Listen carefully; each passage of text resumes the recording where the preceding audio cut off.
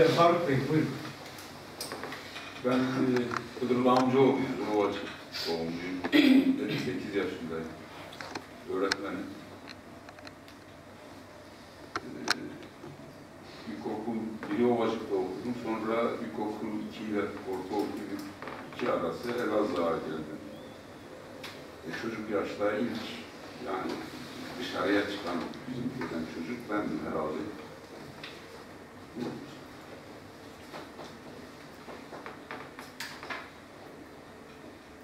Travmaydı.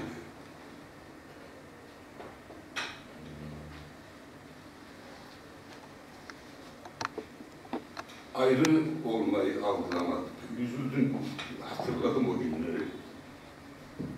Farklı bir insan olduğunu, çünkü Ovacık'ta çevremizde sadece Türkler askerlerle memurdu.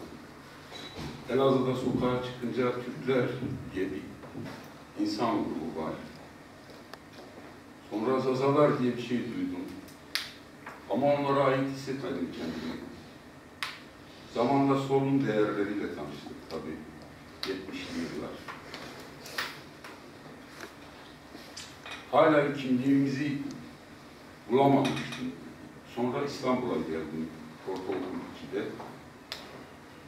2'de. İstanbul'da ayrı bir travma oldu. Etrafında bir arkadaşlarım, Türkler vardı. Kurtuluş'ta bir ortaokulu okudum. Ermeniler, Rumlar, Yahudiler vardı. Yani farklı kimliklerle tanışmak benim için hep travma oldu. Kendimi de ifade edemiyordum. O ailenin, kendi bulunduğum çevrenin siyasal şeyiyle, Kürtler arasına da buldum kendimi.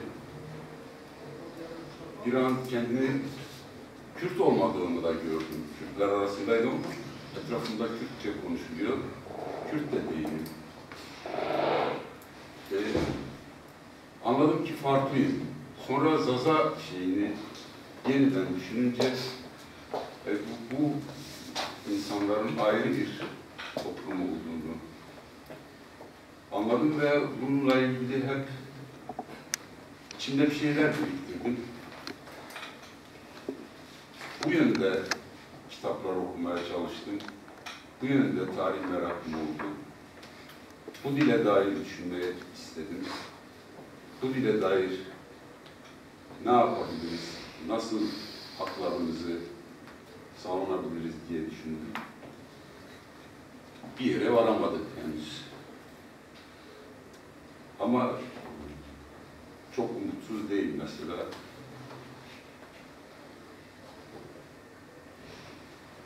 Ben karamsarım. Ama yeni genç arkadaşlar var.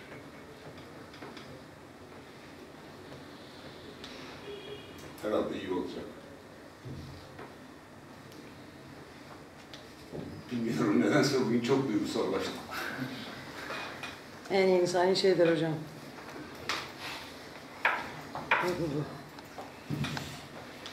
Bu kadar. Evet, teşekkür ederiz Faruk Bey. Arkadaşlar ben 53 yaşındayım. 17 yaşında ben yurt dışına çıktım. Hala yurt dışındayım. 2007'den beri profesyonel olarak Dersim sevdası olarak yola çıktık. Böyle faaliyetler yürüttük, cemevinde, kooperatif, falandır. Bizim nereden baksanız 8-10 trilyonluk bir yatırımlarımız var Dersim'de. Mesela Ovacık'ta 920 bin liraya cemevi yaptık. Kendi köyümde, Kerek'te 150 bin liraya cemevi yaptık. Ondan sonra 2,5 trilyonluk bir proje yaptık. Şu anda o projemiz 7-8 trilyonluk bir çiftliğimiz var. Hiçbir yerde bir ilgisimiz yok. Ölümüze, dilimize, kültürümüze, inancımıza, kızılımıza sahip çıkma adı altında böyle 2007'den beri faaliyet tuttuk. Ama ben oldu bitti solcuyum, sosyalistim. 17 yaşında yurt dışına niye çıktım? Bizim ülkemde operasyon yapılmıştı. Ben de bizim evli değilim. Ya, demokrat bir insanım. Bizim evimize Dersimliyiz diye. Evimizler geri giderdi. Operasyon yapıldı. Bizden 8-10 tane genç benim de götürdüler. Gayrettepe'de 15 gün işkence yaptı. Benim bütün vücudum kesikti. ellerini kesmişlerdir, tuz basmışlardır. Size kim geliyor, kim gidiyor? Rahmetli alemde babama telefon konuşmada al bunu kaçır götür, öldürecekler bunu. Ya ben sakin gördüm ama deli doluyum. İnandım bu davaları da böyle tutucuyum yani. Ölümüne giderim. Yani boyun eğmem. Yurt dışına gittim. 1978 yılından 1983 yılına kadar ekonomi okudum. İsviçre'de Zürch'te. Özel bir okulda okudum. Paralı bir okulda. Rahmetli babam benim okumamı çok istiyordu. Almanca üzerine ve ekonomi üzerine eğitim gördüm. Ama okul her ay 600 frank İsviçre franğı taksit olduğu için ekonomik şartlar zayıfladığından dolayı o okulu tam bitirmeden terk etmek zorunda bıraktım. Ondan sonra 1984 yılında Türkiye'ye geldim. Belli bir süre 89'da tekrar yurt dışına geldim. 89'dan bir arada hem Fransız vatandaşıyım hem Türk vatandaşıyım. Almanya'da bir iş yerim var. 2010 yılına kadar maddi durumum çok iyiydi. Yani 3 tane restoranım vardı, bir tane marketim vardı, dairelerim, hepsini hanıma bıraktım. Bu davaya çıktım. 2010 yılında 1,5 milyon euro verdim, hanımı razı ettim. Ben de kalktım, malımı, evim var, restoranım, her şeyimi verdim. Türkiye'de profesyonel koşturacağım, halkıma hizmet edeceğim, dilime, değerlerime hizmet edeceğim. Böyle 2007'den beri faaliyetler aktarmalı profesyonel bir hale geldi. Ben şu anda bir ayağım burada, günübirlik, bir ayağım Türkiye'de, bir ayağım Dersim'de, bir ayağım Ovacık'ta, bir ayağım Ankara'da. En son şu anda Ankara'dayım, 20 gündür. 2 gün sonra Tunceli'ye gideceğim, ondan sonra tekrar Ankara'ya döneceğim. Ve böyle mücadele ediyorum. Ben bu dil sevgisini anamdan, rahmetli anamdan, babamdan aldım. Yani bizler ne kadar sosyalist hareket içerisinde faaliyet tuturken dilimizi seviyordum. Yani ben eskiden beri kendimi biliyorum, anamdan, babamdan biliyorum. Biz Kürt değiliz, Türk de değiliz. Biz Kırmancıyız, Dimiliyiz, Zazayız. Yani biz aileden kendimizi öyle biliyoruz. Bizim milletimizin 3 tane ismi var. Kırmanç, Dimili, Zaza. Yani o anlamda kim yerde Dimili diyorlar, kim yerde Zaza diyorlar, kim yerde Kırmanç diyorlar. Bu bizim yöresel halkımızın verdiği isimlerdir. Biz hepsine saygı duyuyoruz. Ama uluslararası isim Zazadır.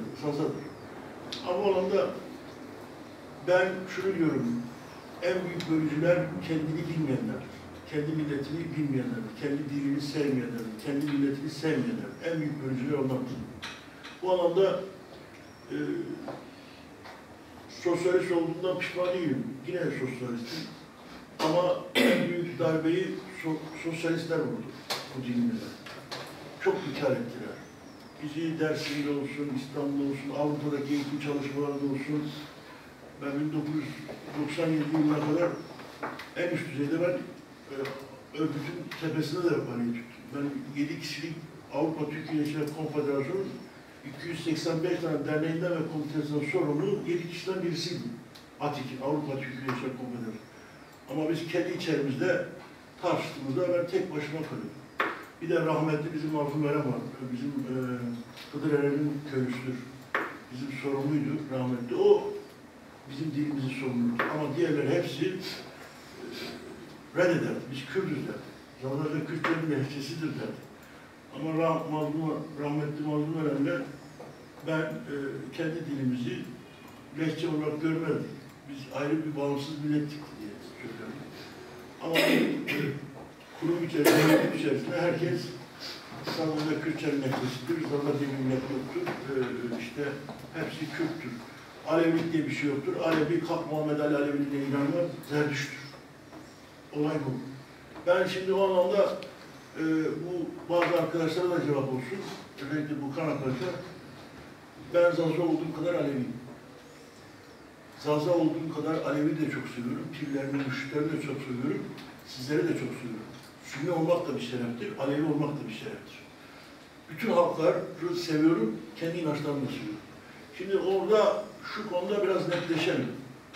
Saza, Sünni saza, Alevi saza derken herkes kendi kapının önünü süpürecek, birbirimizi seveceğiz. Ben seni onurum, namusum, şerefim olarak göreceğim, sen de beni onurum, namusum, şerefim olarak. Kesinlikle aynı. Aynen. Oradan başlayacağız. Ondan sonra bir problem yok. Evet.